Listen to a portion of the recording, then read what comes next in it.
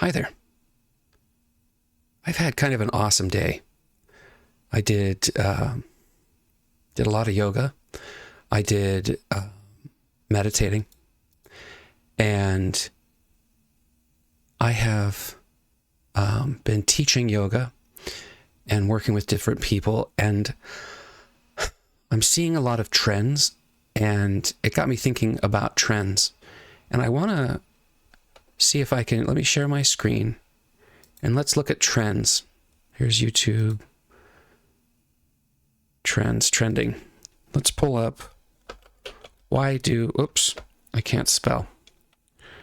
Why do people fart? You know, this is interesting. I'm not going to click on that though. I had a massage the other day. I was talking to the massage therapist, and I asked her, like, why she's not doing yoga, because she was like, oh yeah, I would really like to do a lot of yoga, because I was sharing with her that I was a yoga instructor and stuff, and she goes, I had a friend who went to yoga and she was doing downward dog and she farted and she was mortified. Then she never went back and never did yoga again. She said, I'm so scared to fart in yoga, so that's why I don't do it.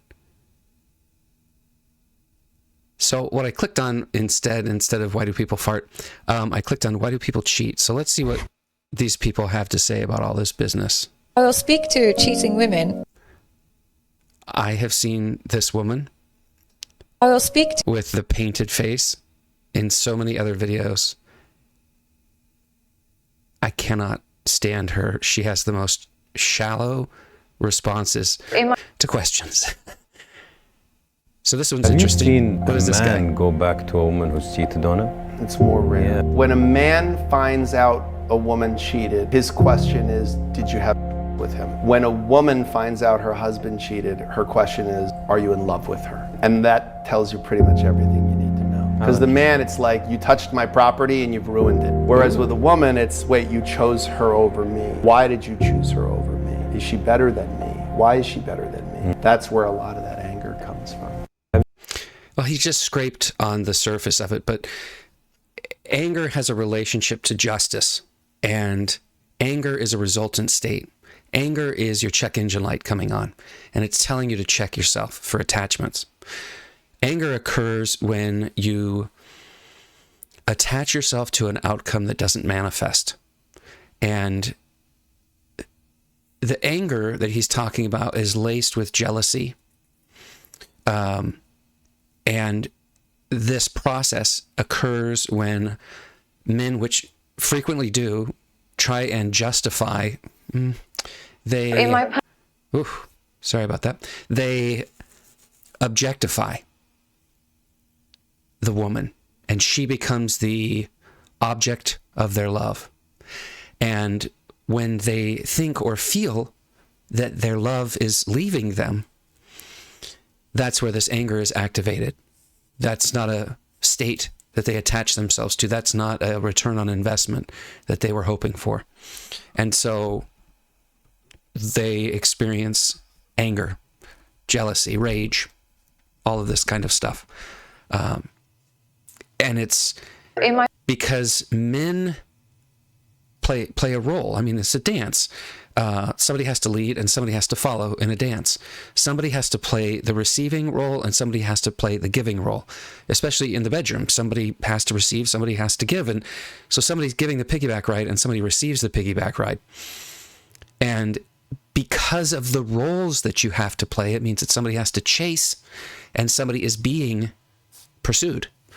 And when you're chasing somebody, you have to get your mind in a certain state to do this.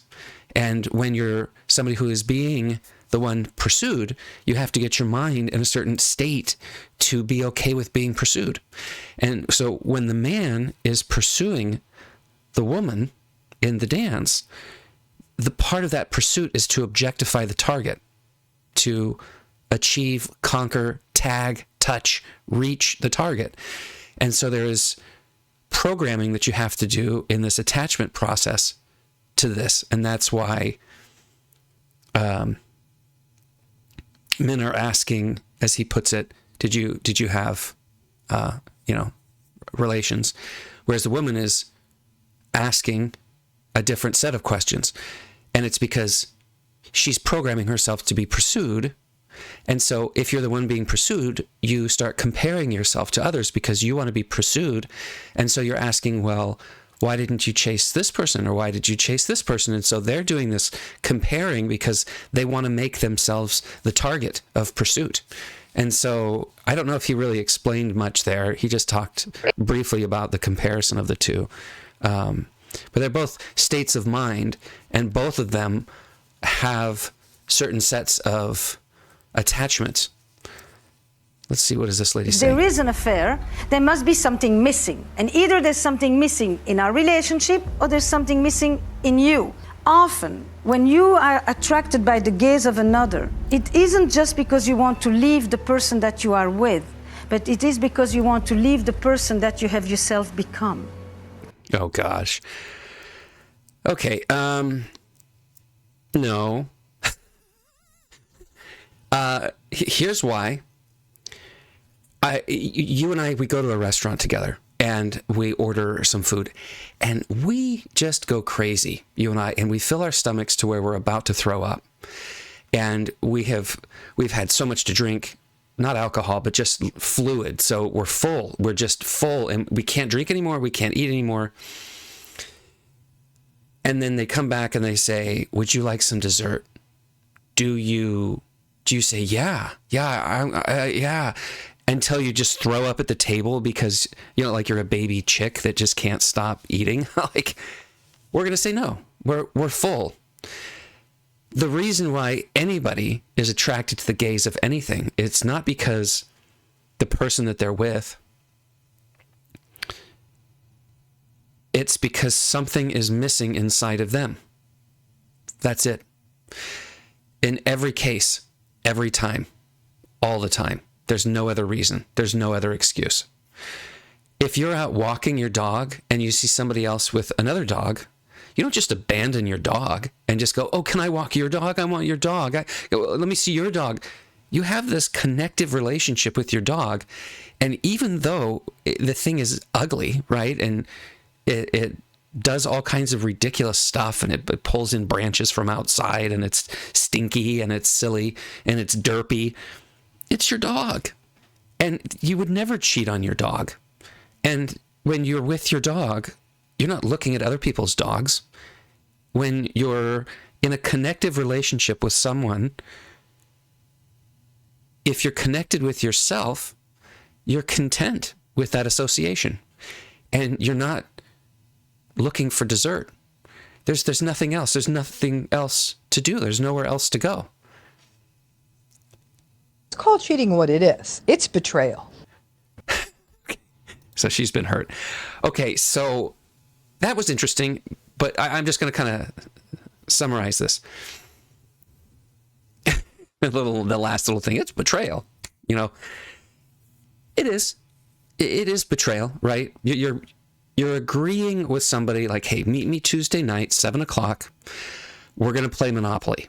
And they show up and they've got their own Monopoly money from their Monopoly game from home. And they bring they put hotels in their pocket and they've got cards and stuff. And you're going to play Monopoly with them. And they keep busting out other Monopoly money. And you're going, wait a minute, that isn't part of the game. We're not even playing the game. You can get very frustrated, especially if you were taking any of it serious and you were forming attachments to the outcomes of playing Monopoly at your house on Tuesday night at 7. When people come in with outside money, outside baggage into the game that you want to play with them, into an institution that you want to create with them, this isn't your problem. This is their problem. They have a problem. They brought the money.